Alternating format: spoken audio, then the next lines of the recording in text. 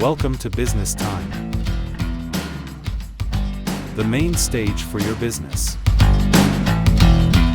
Hello and welcome to a new episode of our podcast. And today, if you want to immigrate, if you want to get yourself moving to a new country, new opportunities, new job, this is the episode for you. I want to welcome to our episode Clint Khan. Hey Clint, what's up? Thank you, Elias. I'm good. Thank you very much for coming to this podcast. Thank you for having me. You know, because I feel that immigration, it's such a big thing these days. Everybody wants to move. Everybody feels they are not, doing good in their own country. Everybody has this FOMO, fear of missing out. They want to go and to make something else with their lives. And you help many people around the world, which is amazing. I just want to introduce you before we move on. You are the director of Y-Axis Middle East and Y-Axis Canada, and we're going to discuss about immigrating. So before we begin with the immigrating and everything, the amazing things you are doing at Y-Axis, can you please tell us a little bit about your own personal story, how you got involved with immigration and this amazing business? So I think I worked with a bank in India, with one of the banks, and then I moved to Australia to study.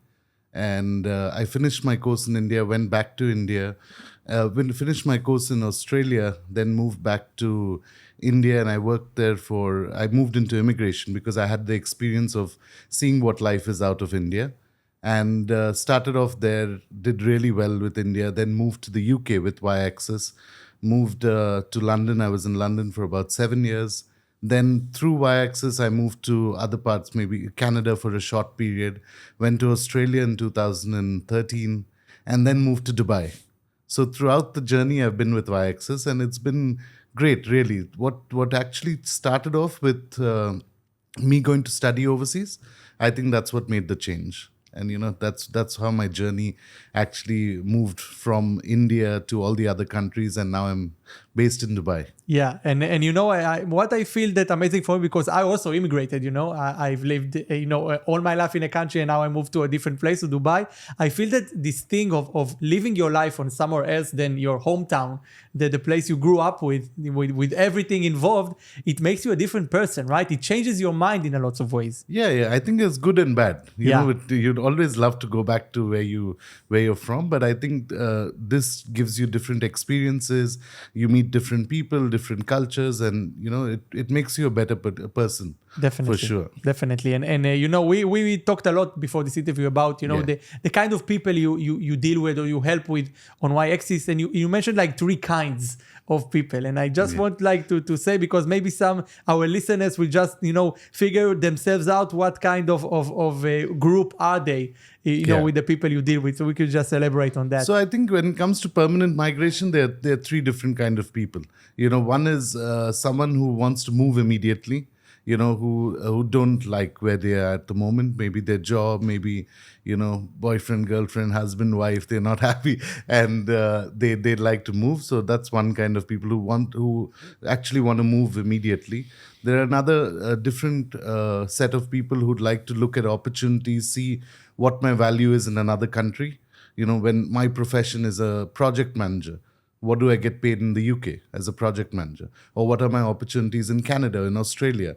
And the third kind of people are the ones who just want to do it as a backup. They're very happy, tax-free income, great place to live in, everything's great. But 4 or 5 years later, if something, worse than COVID, touch wood, if, something like that happens, then they'd like to have a backup in place. So I feel that these are 3 different kinds of people who actually want to migrate. Definitely. I want just to begin with the last ones, because I feel they are like the very interesting, and I want to talk about them for a little, because I feel that people are always looking for the to assure themselves, to make sure of themselves, of their lives. So this is the kind of people, like, they're saying, okay, I'm good here wherever I live.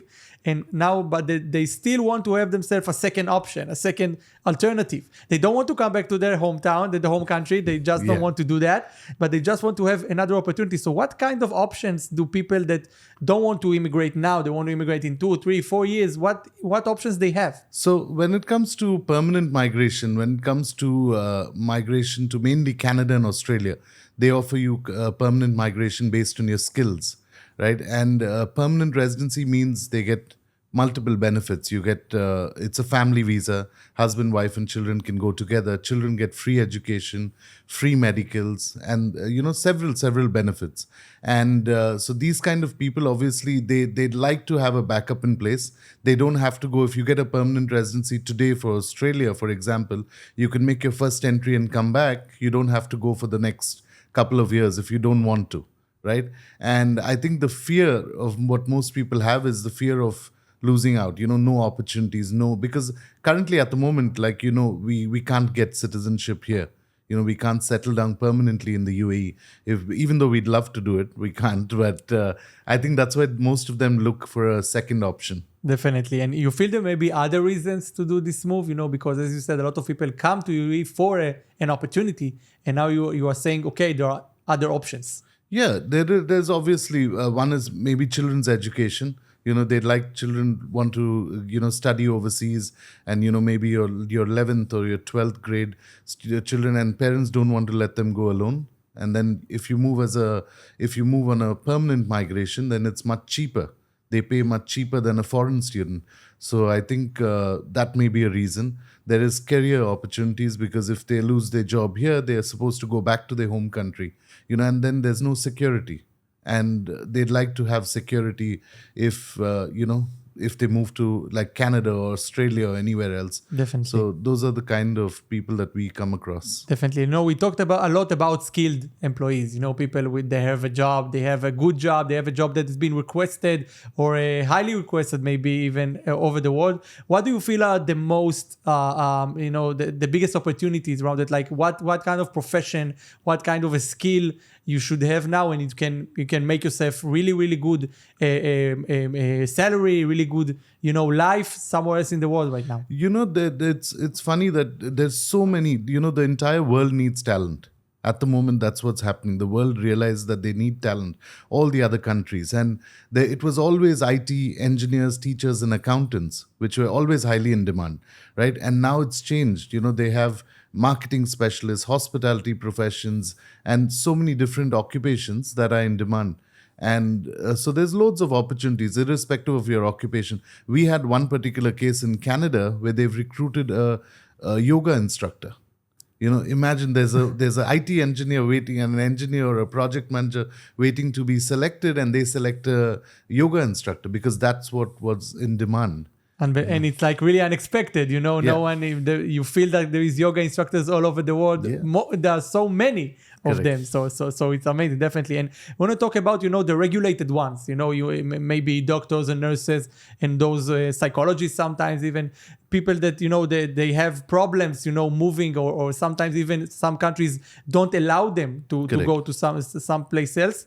What can you do if you are one of those? So again, we have a lot of clients who come to us with, for example, a doctor or a nurse or a dentist or a physiotherapist. All these applicants, these are regulated occupations. So you're not really allowed to go to Canada or Australia and immediately, or the UK or Germany, go and immediately work as a doctor or a nurse.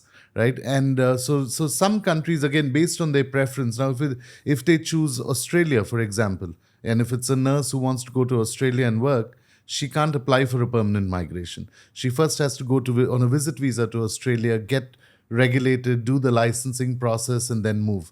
Whereas with Canada, as compared to Australia, they can go as a nurse, go to Canada, start working in a closely related profession while they do their licensing process. So again, it depends on which country they want to look at, and if they are not eligible for permanent migration, we normally will suggest them how to become regulated first. Yeah, that's very good. And I feel that a big part of immigration is like the disappointment of immigration, because people sometimes feel they're trying to immigrate, they're trying to do that, they're trying to fill out the papers, they think they're doing everything correct, and they get this, this refusal from immigration services. So can you just share maybe some tips, like how immigration even sees, people that trying to immigrate to countries like Canada, like Australia, like other countries you've mentioned? So we help people who want to work, study, visit, migrate, invest in any country, mainly Canada, Australia, the UK, Germany, and normally I think most of the rejections that you're talking about are mainly for temporary resident visa, a visitor visa, or a business visit visa, or something like that. It's more a temporary related, or maybe even a work permit. We call a work permit also a temporary visa. And that's mainly because, again, the way immigration officers look at it, they look at different things when they actually consider an application. Like, for example, if you look at a temporary visa, you want to visit Canada, for example, right? They look at three things. I normally tell people to look at, one is genuine intent. Are you genuinely going as a visitor to Canada or a tourist to Canada? If, for example, someone's based here, they haven't visited Oman, but they're trying to visit Canada, right? So it doesn't look like genuine. And then genuine intent, do you have enough funds to support yourself? Will you come back? Ties back to your home country or the country that you're staying in. And if they, I think, fulfill most of those three requirements, I think they will get a visa. They wouldn't really have rejections. But yeah, we do get cases where they've been rejected in the past, and then we overturn the decision. We try and make sure we do a complete application to overturn the decision. Definitely. And let's talk a little bit about y-axis, because, there is many companies around the world that offer, this amazing, sometimes they even assure you a job, like they say, come and pay this and this amount and you will get a job in Canada, you will get a job in Australia. And I know that in y-axis, you don't do that. You are a very serious company doing it for many years. So can you just tell us a little bit about y-axis and how you see this process of immigration? So we've been doing this for about 25 years now. And we counsel at the moment 120,000 inquiries a month. It's the largest immigration company in the world. We have over 50 offices, 1,500 staff. We don't have any external agents. Everyone is in-house. And so there are a lot of companies like this, especially in the UAE. For those of you who are listening from the UAE, you would have come across people saying, pay me so much, you'll get a job offer. Or pay me so much, or, everyone's talking about a startup visa now. Pay me $40,000, you'd get a startup visa, which is basically a scam. There is no one can get you a job. It's your job is decided based on the employer and yourself, right? And so no one can actually influence an employer to get you a job. And so again, there are a lot of scams that are happening. Hopefully, the authorities will look at it and try and stop something like that. But again, that's a red flag. As soon as you see someone asking you to pay for a job, it's a red flag. You should know that it's not really genuine. Definitely. And what do you feel like the process that that people come to y-axis, they come and get consulted from you, what the process they are going through, what are the stages they are moving in order to make sure they have the best opportunities and best possibilities to actually get this immigration So confirmed. what we are basically regulated Canadian immigration consultants or registered migration agents. So we are bound by a code of conduct. So anyone who approaches anyone from y-axis, they initially get counseled for free. They get a document which shows how they are eligible, whether they are eligible or not, and a documented proof which talks to them about their eligibility, and then we give them an opportunity to decide if they want to proceed or not, right? And give them the pros and cons, chances of success, chances of rejection, how we can overcome all the reasons, and then that's what they take back. And then they decide whether they want to proceed or not. So they don't really pay for counseling. It's free to get counsel. That's amazing. So there is no risks. You can just come and try your best. And if it's going well and you like it, you are going for it. And I also want to go back to do the types of people that reach you and think about the people that, the skilled people that really wants a better opportunity for themselves. So those people, sometimes they are in a big rush, because they want to get it as soon as possible. I just want to get, tomorrow to Canada, tomorrow to Australia, in 1 week, in 1 month. And sometimes the process takes a lot of time. Yes. So what can you consult? What can you say to people that really wants to move as fast as possible, but sometimes bureaucracy doesn't go that fast? It's obviously there are some things that we can control, some things we can't, right? And when it comes to migration like Canada and Australia, permanent migration we can't control. It's a stage by stage process. It's a process where you apply, you get successful, then you enter into a pool of candidates. You wait for the government to select you, either the federal government or the state government. Once they select you, then you submit your documents to the local embassy based on where you are. And all that takes time. No one can actually influence how long the processing actually takes. So we try and make sure that we keep it as honest as possible in terms of what is in our control, what's out of our control, right? And sometimes they like it, sometimes they don't, So, but we have to tell them what it is, how long it takes, For sure, but like what is the average time you would say for an application to go through and be confirmed? So initially it takes about 3 months. The final stage takes about 5 to 6 months once you get your invitation. So about 9 to 12 months approximately. But that's if you've got an invitation already. If you're on a work permit like the UK, if you got a job offer from the UK, you can go maybe in 2 weeks. You can get your visa approved in 2 weeks if you get a job offer. Countries like Germany, who's come up really, really well now, and they are getting a decision maybe in 2 or 3 months. They get a visa for them to actually move. Yeah. So again, it's based on if you come to me and tell me, I need to move so soon, and then you should be open to which country we choose, right? That's right. And do you feel like there is any opportunities now, like any maybe new countries or new permits that are being like launched those few months or years that people really needs to hear about and they don't know? At the moment, I think, everyone used to, from years and years, everyone are talking about the skilled migration to Australia, Canada, and things like that. The UK opened up a skilled worker visa. After Brexit, they moved out. Now they open a skilled worker visa where people can move there. And Germany is again introduced very, very, one of the best visas possible. It's called an opportunity card. And they've introduced a visa for the first time ever for people not from the European Union. So you're talking about all the other expats, out of the European Union, and a visa that you can actually go and work in Germany from day one.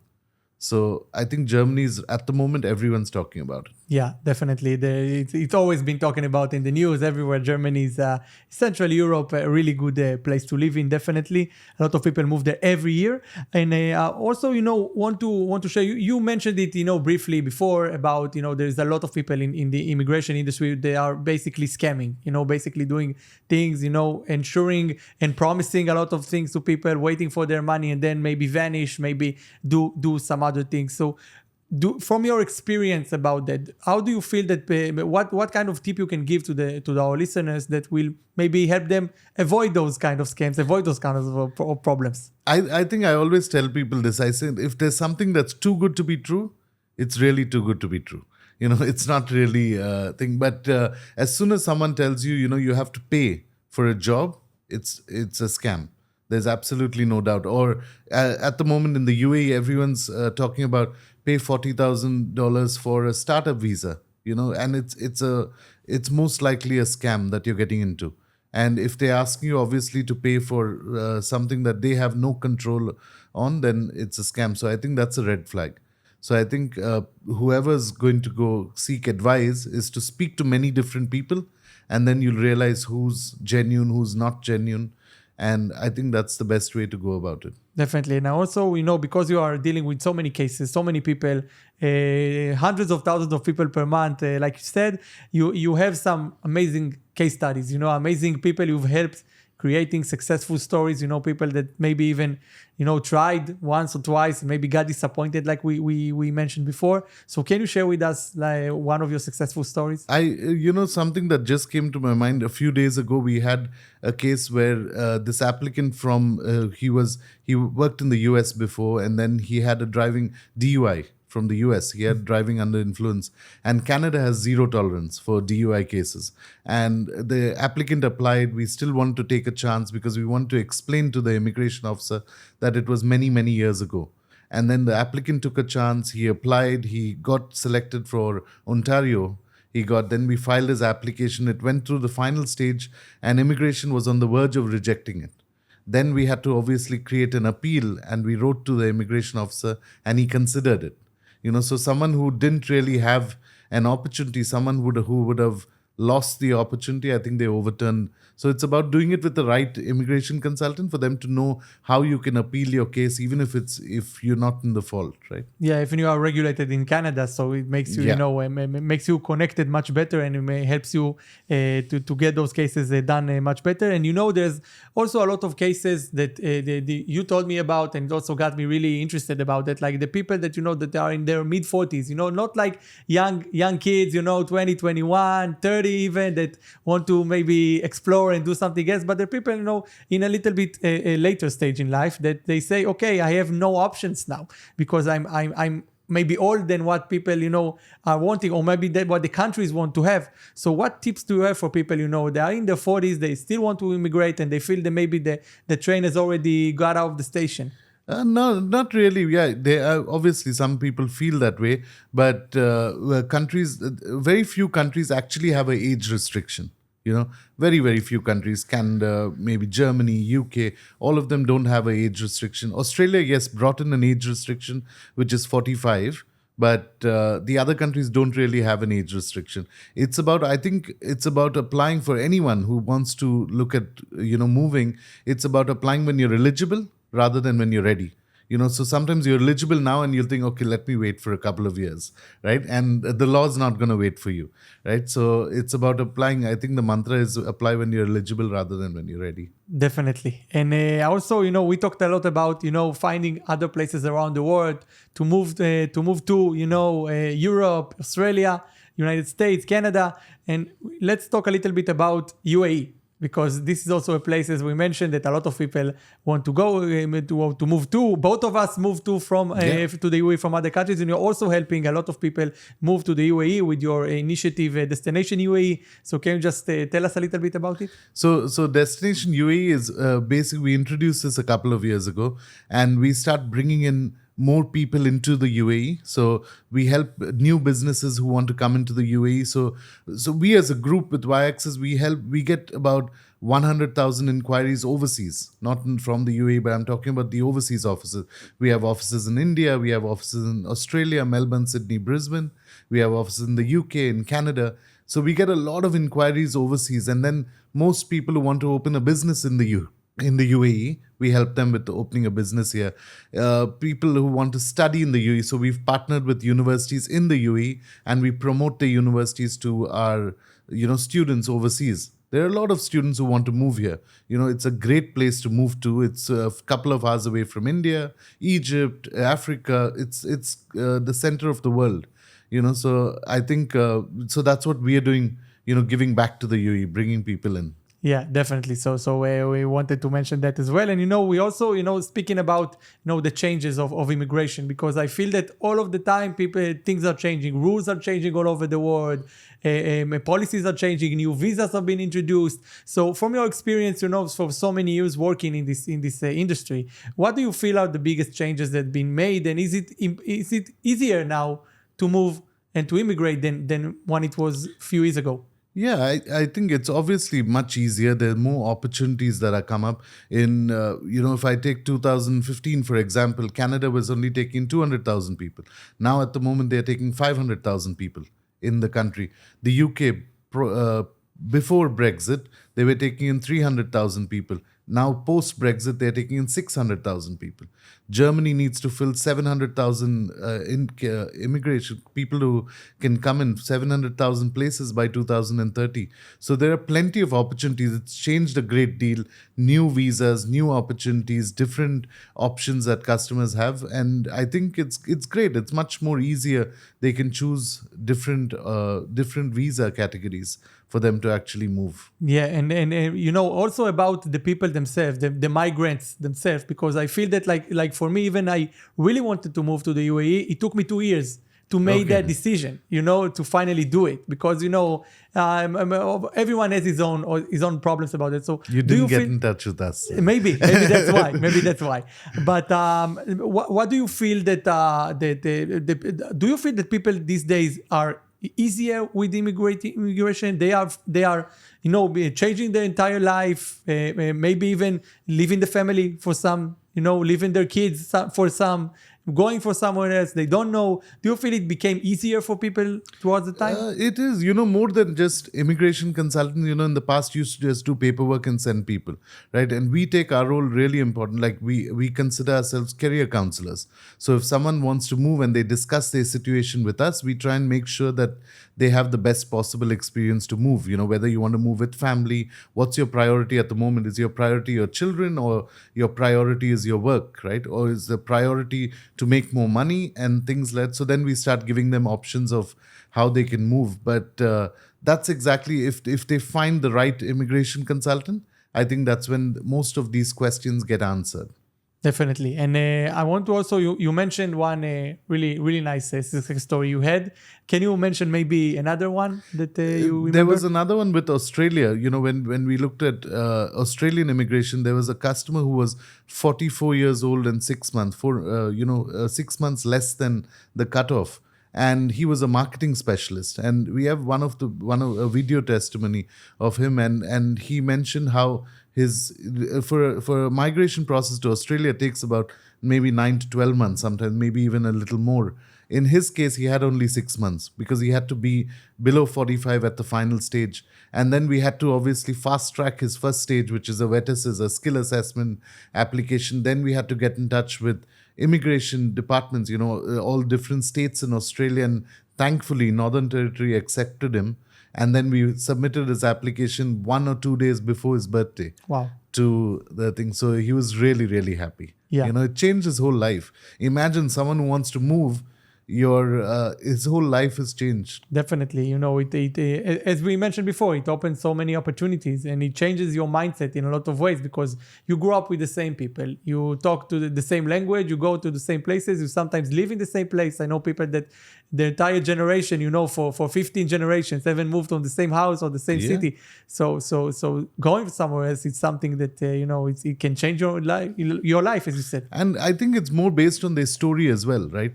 And if you desperately need to move, like someone wanted to move to Canada and he had a DUI case, right? And he didn't have an option to move.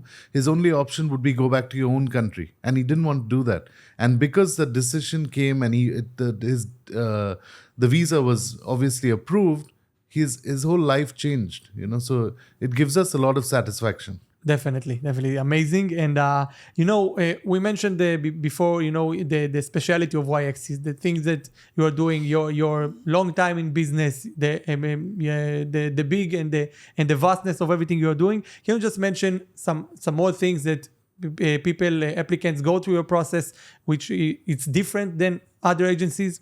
So what we do is, one is obviously we are regulated, Canadian immigration, or any of these countries we are regulated. When I say regulated or registered migration agents, what I mean is we represent visa applications. So the authorities, it's like a lawyer representing you in court.